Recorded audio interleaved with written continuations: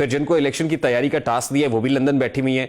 तो ये कितना आसान होगा अगर पाकिस्तान मुस्लिम लीग नून से शुरू कर ले तो?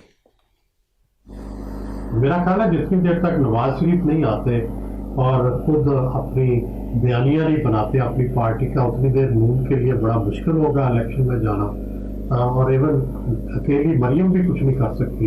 मरियम के पीछे भी अगर वालिद का बयानिया होगा, वालिद की ताकत होगी, वालिद का सारा नैरेटिव होगा, फिर वो मुमकिन है कि एक्टिव वो हो जो मरियम है और पीछे सोच जो है वो नवाज शरीफ की हो, तो तब मुमकिन है कि कोई कंपटीशन जो है वो बन सके।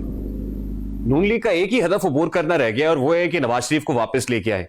अब नवाज शरीफ तो वापस नहीं आ रहे, जो कहा जा रहा था कि 2022 में आ जाएंगे, दिसंबर में आ जाएंगे, अब साले 9 शुरू हो गया है।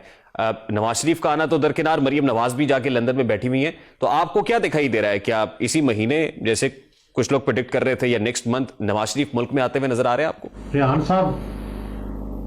रेहान साहब इलेक्शन से बहुत पहले आ जाएंगे। सर इलेक्शन से बहुत पहले का मतलब तो ये है कि फिर इसका मतलब कि चंद दिन की बात है। जी देखें कब, लेकिन इलेक्शन से पहले आ जाएगा।